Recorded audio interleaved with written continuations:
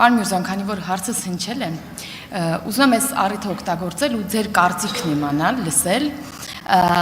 ընդդիմության կողմից մեզ հասցեագրված մի մեղադրանքի մասին, այն է, որ իշխանությունները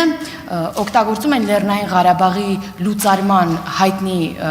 ուրեմն փաստաթուղթը քողարկելու համար Պրահայում 2022 թվականին Լեռնային Ղարաբաղը Ադրբեջանի մաս ճանաչելու այդ փաստը։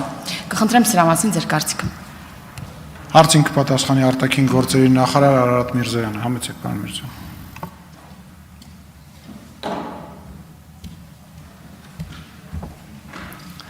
Շնորհակալ եմ Տիկին Հակոբյան հարցի համար։ Ի պատասխան ես ստիպված եմ արձանագրել մի բան, որը մի կողմից շատ հանրահայտ փաստ է, մյուս կողմից համապատասխան պաշտոնյաները մեզ տևական ժամանակ համառորեն չեն ուզել ասել, երևի որ տրամադրություններս չընկնի։ Եվ այդ փաստը հետևյալն է. Հայաստանի Հանրապետությունը երբեք չի ճանաչել Լեռնային Ղարաբաղի Հանրապետությունը։ Ուզում նորից կրկնել, այս պարզ, բայց շատ կարևոր միտքը։ Հայաստանի Հանրապետությունը երբեք չի ճանաչել Լեռնային Ղարաբաղի Հանրապետությունը։ Այն պահին գրեթե միաժամանակ ԽՍՀՄ կազմալուծմանը այդ գործընթացին գրեթե միաժամանակ Ալմաթայի հռչակագրի ստորագրմամբ Հայաստանի Հանրապետությունը ճանաչել է Ադրբեջանի տարածքային ամբողջականությունը ԽՍՀՄ փլուզման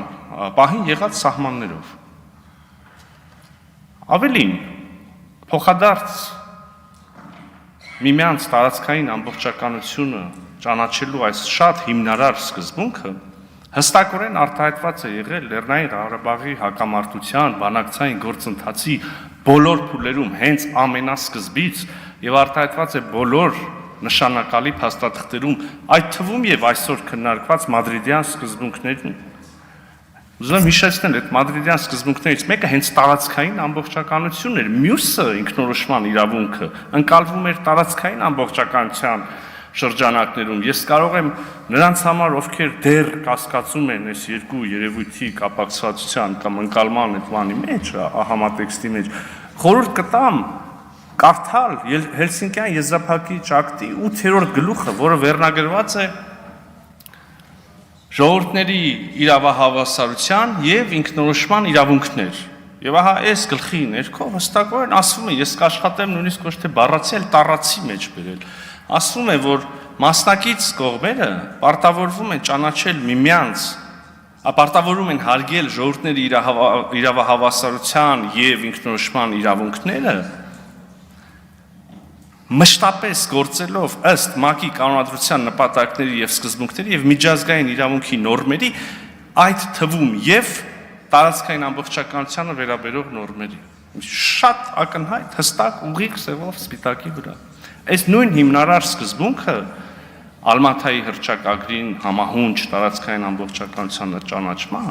արտահայտված է նաեւ ավելի ուշ շրջանի բանակցային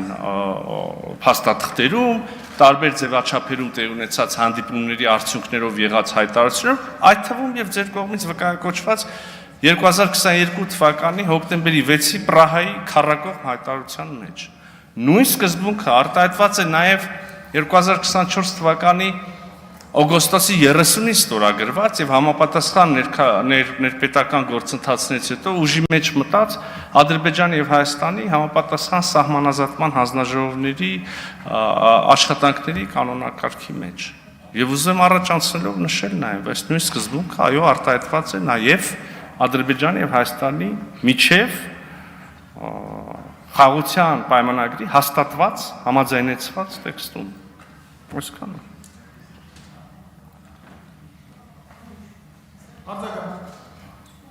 Շնորհակալություն պարոն Միրզոյան, ես արձագանքի իրավունքով ուզում եմ մի փոքր հարցել տալ, գիշերվանից ակտիվ ռազմական գործողություններ են Հնդկաստանի եւ Պակիստանի միջև, սրա անդրադարձը մեր երկրին կուզեմ մեկնաբանեք։